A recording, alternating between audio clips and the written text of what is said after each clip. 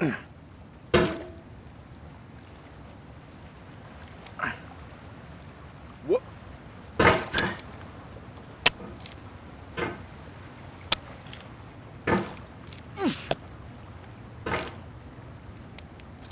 Alright, thanks for coming with me on this trip.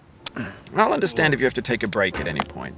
Just find a safe place to stop and quit the game. And don't worry, I'll save your progress, always, even your mistakes. This game is a homage to a free game that came out in 2002, titled Sexy Hiking.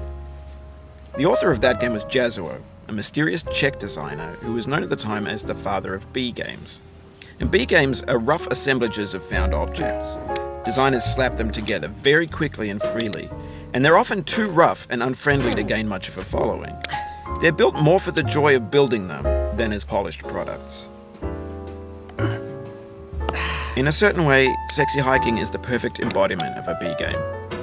It's built almost entirely out of found and recycled parts, and it's one of the most unusual and unfriendly games of its time.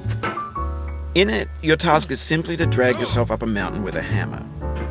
And that act of climbing, in the digital world or in real life, has certain essential properties that give the game its flavor. No amount of forward progress is guaranteed. Some cliffs are too sheer or too slippery, and the player is constantly, unremittingly in danger of falling and losing everything. Anyway, when you start Sexy Hiking, you're standing next to this dead tree that blocks the way to the entire rest of the game. It might take you an hour to get over that tree, and a lot of people never got past it. You prod and you poke at it, exploring the limits of your reach and your strength, trying to find a way up and over. And there's a sense of truth in that lack of compromise. Most obstacles in video game worlds are fake. You can be completely confident in your ability to get through them once you have the correct method or the correct equipment or just by spending enough time. In that sense, every pixelated obstacle in Sexy Hiking is real.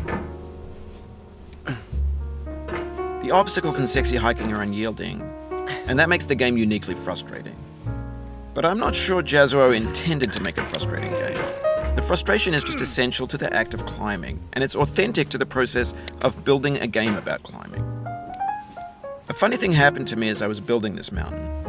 I'd have an idea for a new obstacle, and I'd build it, test it, and it would usually turn out to be unreasonably hard. But I couldn't bring myself to make it easier. It already felt like my inability to get past the new obstacle was my fault as a player rather than as a builder. Imaginary mountains build themselves from our efforts to climb them, and it's our repeated attempts to reach the summit that turns those mountains into something real.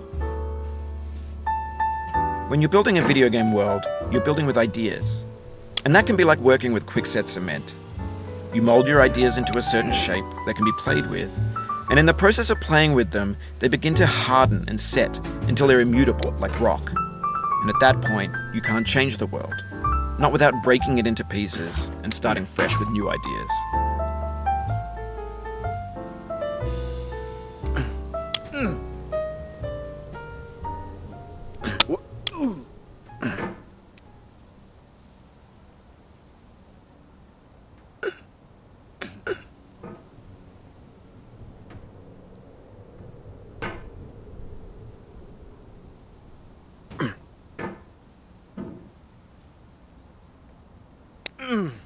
For years now, people have been predicting that games would soon be made out of prefabricated objects, bought in a store and assembled into a world. And for the most part, that hasn't happened, because the objects in the stores are trash.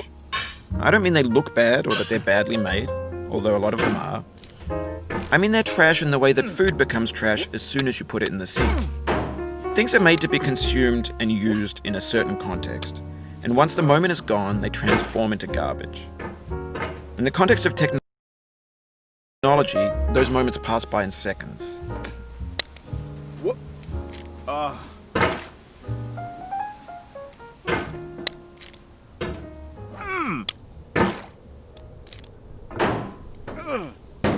What? No.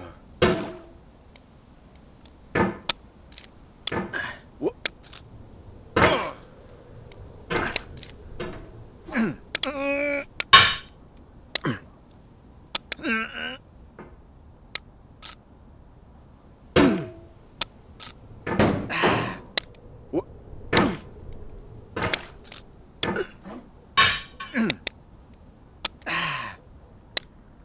Over time, we've poured more and more refuse into this vast digital landfill that we call the internet.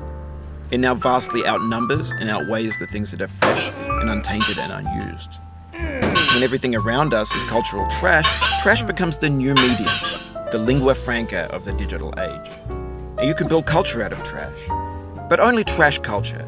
B games, B movies, B music, B philosophy. Maybe this is what digital culture is.